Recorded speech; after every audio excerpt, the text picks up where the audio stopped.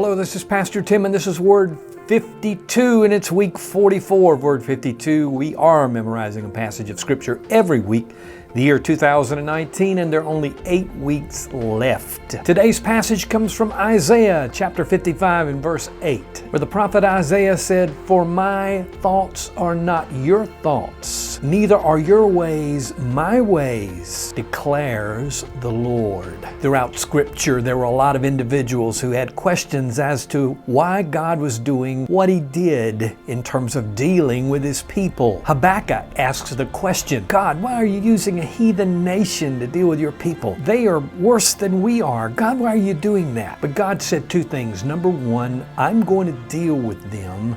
And secondly, God was letting the people know God can use whomever He chooses for His purposes. The interesting thing is that when we look back on our lives, there may have been some things that we did not understand. And we had to live in trust, trusting God to do what was best. But when we see where we are today, the growth that has taken place in our lives, the people that were impacted because of what God did, how His purposes were accomplished, we can look back and say, God, you were right.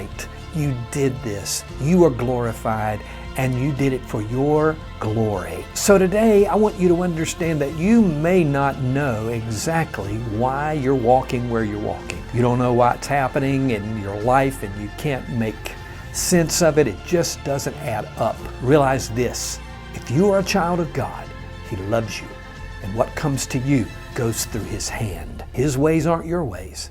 His ways are higher than your ways. He knows best. So our verse for today is Isaiah chapter 55 and verse 8. "For my thoughts are not your thoughts, neither are your ways my ways, declares the Lord." His way is best. Trust Him today. That's Word 52, and this is week 44 of Word 52. We'll see you next week. God bless you. Have an awesome, awesome day.